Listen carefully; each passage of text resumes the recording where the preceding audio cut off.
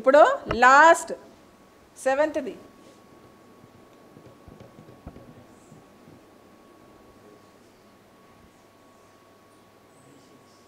Malicious speech. Slander కంటే దారుణమైన ఇంటెన్సిటీతో కూడుకున్నది మెలిషియస్ స్పీచ్. స్లాండర్ ఒక ఇంటెన్సిటీతో ఉంటుంది కదా, ఇంకొంచెం పెంచితే మెలిస్. దీనికంటే ఇంకా దిగజారుడు programme లేనలేదు.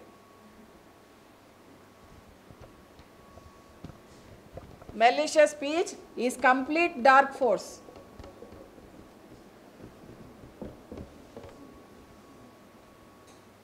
Complete dark force. So, complete dark force అంటే dark force అనేది కంప్లీట్గా ఇట్లాంటి మనిషిని ఏమంటారు, స్వాధీనం చేసేసుకుంటారు. డార్క్ ఫోర్స్ అనేది ఇట్లా మాట్లాడే మనిషిని వాడుకుంటాడు. డార్క్ ఫోర్స్ వాడుకుంటారు ఇట్లాంటి మనిషిని. ఎందుకు వాడుకుంటారు? డార్క్ ఫోర్స్కి ఏం కావాలి? డార్క్ ఫోర్స్ అంటే ఏంటి?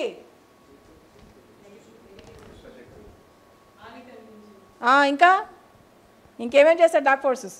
ద్వేషాలని స్ప్రెడ్ చేస్తుంది, జెలసీలని స్ప్రెడ్ చేస్తుంది, అందరికీ ఇరిటేషన్ని కోపాలని స్ప్రెడ్ చేస్తుంది, ఈగోలని స్ప్రెడ్ చేస్తుంది, అత్యాసాలని దురాశలని స్ప్రెడ్ చేస్తుంది. అవునా కదా? చేస్తుందా లేదా? సో అలా అది స్ప్రెడ్ చేసేలా మాట్లాడడం దాన్ని మెలిషియస్ స్పీచ్ అంటారు. ఇది కూడా మెలిషియస్ స్పీచ్ అనేది ఎప్పుడూ వినాశకరంగా ఉంటుంది, కలుషితం చేసేటట్టుగా ఉంటుంది, హేట్రెడ్ని స్ప్రెడ్ చేసేలాగా ఉంటుంది. అందరినీ ద్వేషించు, అందరు ద్వేషించేలా వాళ్ళపై ఈయన రాజ్యం చేస్తారనమాట.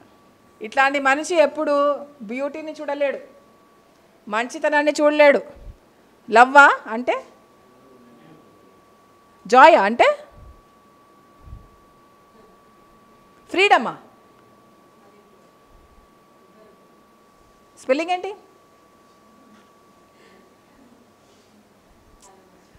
సో మెలిషియస్ స్పీచ్ ఉన్న వాడికి ఇట్లాంటివన్నీ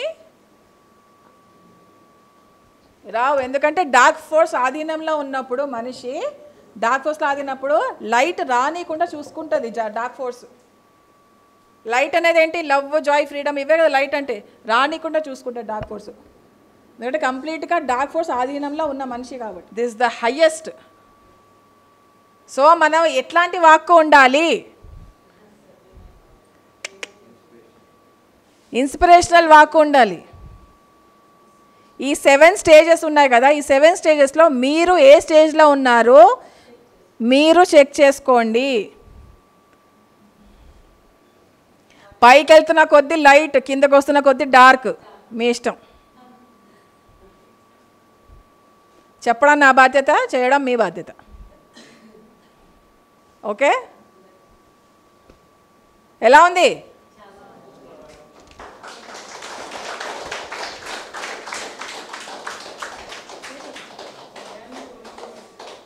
ఈ మెలిషియస్ సోల్ ఉన్న మెలిషియస్ స్పీచ్ ఉన్న వాళ్ళు పోను వాళ్ళ ఆత్మలు కూడా కోల్పోతారు. కొంతమందికి ఆత్మలు ఉండవు, తెలుసో లేదా మీకు? ఎంటిటీస్ ఉంటాయి. ఇప్పుడు మెలిషియస్ స్పీచ్ ఉన్న వాళ్ళకి డార్క్ ఫోర్సెస్ ఎలా అయితే ఆధీనంలో తీసుకుంటారో వాళ్ళు మెల్లిమెల్లిగా వాళ్ళ సోల్స్ని కూడా కోల్పోతారు. అయితే సోల్స్ కోల్పోతారు. సోల్ అంటేనే హార్ట్ సార్, హార్ట్ అంటేనే soul sir. That is why అందుకనే అందరికీ హార్ట్ సబ్జెక్ట్ చెప్పి హార్ట్ని మేల్కొల్పండి, హార్ట్ని ప్యూరిఫై చేసుకోండి, హార్ట్ని ప్రజ్వలింపజేసుకోండి అని చెప్తున్నా. Heart is nothing but soul. Okay? Please first మీరు హార్ట్ని ఓపెన్ చేసుకోండి. మూసుకున్నారు, అందరు హార్ట్స్ని మూసుకున్నారు, ఓపెన్ చేసుకోండి. ఏమి కాదు, ఇంకేం దెబ్బలు తినరు. దెబ్బలు తింటాం అన్న థాట్కి, నెగటివ్ థాట్కి మీరు ఎంత ఎనర్జీ ఇస్తే అంత వాస్తవానికి దగ్గర అవుతుంది. అది చెడు జరుగుతుంది ఎందుకంటే నమ్ముతున్నావు కాబట్టి. హార్ట్ ఓపెన్ చేస్తే వేరే వాళ్ళు కూడా నాతోటి ఫ్రెండ్లీగా, ఆనెస్ట్గా, ఓపెన్గా ఉంటారు అని అట్లెందుకు ఆలోచించారు? విచక్షణ జ్ఞానంతో, ఎరుకతోటి, కాన్షియస్నెస్ తోటి ఓపెన్ హార్ట్ పెట్టుకోండి. మూఢత్వంలో కాదు. ఓకే, మూఢంగా ఉండి ఓపెన్ హార్ట్ పెట్టుకోకండి. విచక్షణ జ్ఞానం పెట్టుకుని, ఎరుకతనం పెట్టుకుని, కాన్షియస్నెస్గా ఉండి హార్ట్ ఓపెన్ చేసుకోండి. మీరు చూడండి మీ జీవితం ఎలా మారిపోతుందో. So please start purifying your heart, then purify your speech. మీరు ఏ లెవెల్లో ఉన్నారో మీరు చెక్ చేసుకోండి, అంతే. నెక్స్ట్ మళ్ళీ నేను స్పీచ్ గురించి ఇంకొంచెం విశ్లేషిస్తాను next week. So I will talk about more of speech next week.